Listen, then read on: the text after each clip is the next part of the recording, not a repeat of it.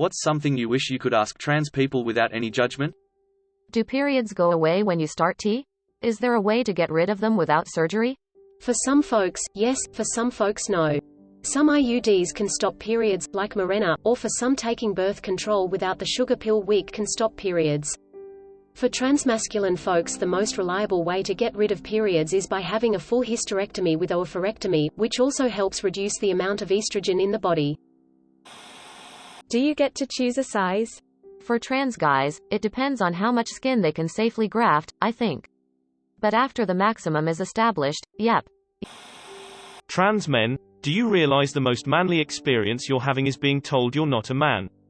That's like 60% of being a man. This was hilarious and validating, thank you. Does sitting down feel different after you get bottom surgery? At least for this one trans woman, sitting down the 3 months after bottom surgery is a bitch. You're still recovering and all the irritated flesh is very painful. Then eventually sitting down is the same except for the fact that I no longer have my privates in the way. However, for me personally, when I sit down my belly button feels weird because my nerve endings regrew incorrectly. Is it still possible for a person to have an orgasm after reassignment surgery? Not a doctor, but my understanding of the process of creating the genitalia, FM or MF, would seem to make that prospect incredibly dim. The sheer number of nerve endings in the clitoris and tip of the penis make it seem impossible enough survive the surgery to provide the same sensations. From all the folks I've seen talk about their experiences, yes. It's more than possible. It's much more rare for folks to have permanently decreased sensation these days. That being said, post-surgery for up to and possibly past a year, person-dependent, your body is healing, which also includes nerve endings. This means you will guaranteed experience some diminished feeling for at least a while, but orgasm is still possible even relatively early. Edit. A word for clarity. Is there any part of you that is genuinely worried that it is just a phase? Yeah, that's why it took me over 10 years to accept it and begin my transition. If you're transitioning MTF and are on hormone replacement therapy but haven't had bottom surgery yet. 1. Does the penis shrink up and become unusable? 2. Can you still have penetrative sex, penis and vag? 3. Can you get someone pregnant via question 2? Edit. I'm a cisgender woman and am genuinely just curious. Thumbs up. Light skin tone. 1. It varies. Some people retain full size, some people shrink. The jury is out even among the community on if you can control it, and to what extent. 2. Yes. 3. Yep. Fertility is generally harmed by hormones, but not always completely gone. For those born with unisex names such as Alex, do you still feel the need to change your name to reflect your new identity? My sister was born with a unisex name, but decided to change it when she transitioned. She chose an old lady type of name. I think it makes it easier for people that have known her since before she transitioned to get her pronouns right. I work in medicine. Oftentimes it can be apparent that someone may be transitioning, but it's never right to assume anything about anyone. I'll usually see their given name before I meet them, and it's standard practice to have a PT confirm with their legal name and DOB. What do you think is the best way of being asked if you have a preferred first name other than what is legal in that situation? I usually stumble with something like, "Hi, I'm looking for John Doe, is that you? Nice to meet you, is John okay or do you go by another name?" But it always feels clunky. Looking for advice. Edit. My main clinical setting is an urban hospital in a large network of hospitals. This makes any change to charting, intake very well out of my reach, unfortunately. It is a discussion that I hope continues to climb to the administrators. Whenever I work with someone, I address them by the name on file, then ask if they have a preferred name. Every single one. Sometimes you get Jim from James. Sometimes you get Amelia from Clark. What does it mean when you feel like a girl, boy? I'm biologically female, and I identify as a woman, but I don't feel like a woman. I just am. So, what do you mean by that?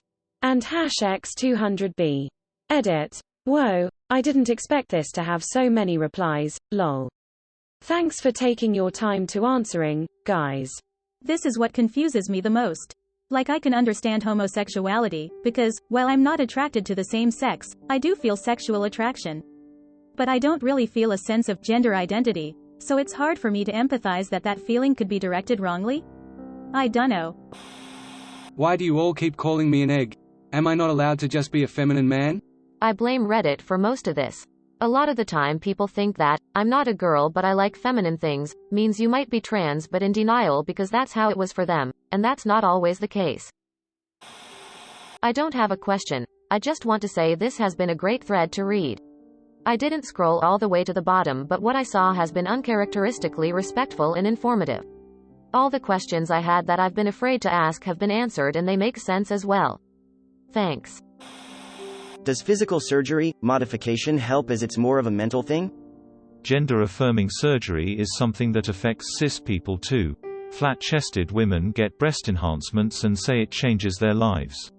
Men get hair transplants and jaw surgeries, kind of a newer trend. We might look at these and be like, they were fine before. But anything that makes you feel more connected with your body and how you present yourself is good, IMO.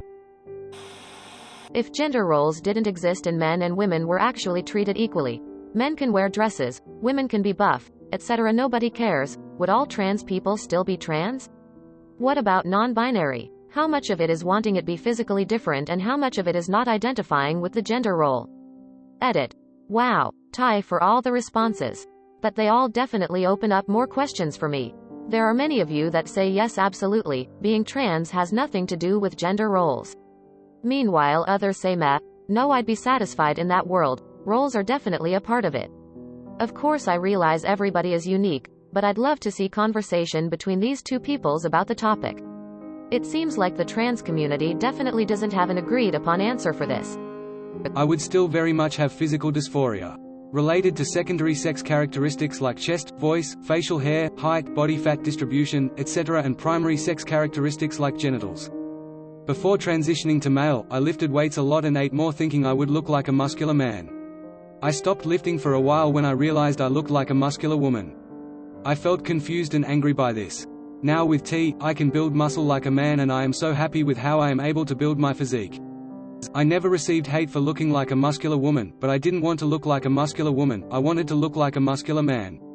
So based on that and feeling genuine discomfort with all my female physical characteristics, I would definitely be trans still, as it goes a lot beyond just liking lifting weights or dressing in guys' clothes. I feel asking my question, I'm going to have people come for me. But I believe education is important and I want to understand things I don't know. So, when a man transitions into a woman, I understand that they take hormone replacement therapy. That must be brutal BTW, yet I still see a lot of trans women with beards. I might be ignorant in asking this, but if you have gone to so much time, effort and money to transition to become a woman, why would you not shave, since facial hair is predominantly a very masculine feature? Edit. Thank you for sharing your personal and private experiences with me. I have answers that I didn't even consider, as well as being educated on some of the personal struggles you experience. I am pleased that, for the most part, this entire post from OP has been constructive, helpful and earnest. Thank you. Facial hair removal can be a nightmare. HRT doesn't reduce facial hair much if at all. Laser is expensive and can be ineffective, also isn't considered fully permanent. That leaves electrolysis, which they stick a needle into the base of the hair, electrocute it, then pluck the hair. It takes on average 6 tries to properly kill a follicle, which means 100 hours or more of really painful hair removal. That being said, the actual numbers of trans women with visible beards are really low. It's just that you notice the ones with visible beards a whole lot more. Edit. Because it's always the same comments, yes, people can shave. It's also an absolute bitch when you're trying to make it so there's not even the slightest beard shadow. For some of us, it meant shaving twice a day and a heavy layer of concealer and foundation. Decent razors aren't cheap either. Alternatively, some folks just don't give a poo.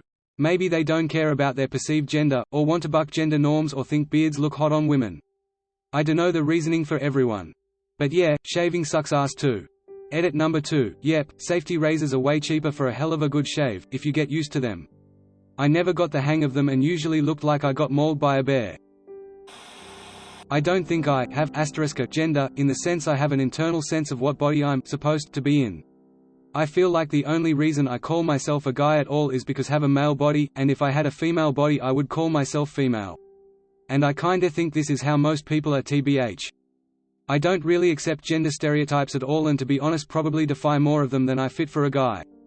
But I feel like that doesn't say anything at all about what gender I am. There's plenty of less masculine guys or less feminine girls out there. I guess I have two questions. What is it supposed to mean to feel like a girl or feel like a guy? Is it a positive affinity for the other sex, or is it more just a dislike and feeling of discomfort with your own body? And isn't it difficult to separate that from other self-image issues like body dysmorphia or self-hate for depression or trauma reasons? What do you think of people saying gender is a social construct rather than a real internal sense of self about the body you're in? Do you think it's necessary to disclose to all partners you are trans, even if you were practically indistinguishable from a cis person? I'm trans and I put it in my bio for every dating site. I don't wanna get hate crimed or waste people's time. Thank you for watching. We upload new videos every day, so be sure to come back for more fun. Please consider liking and subscribing if you enjoyed the video.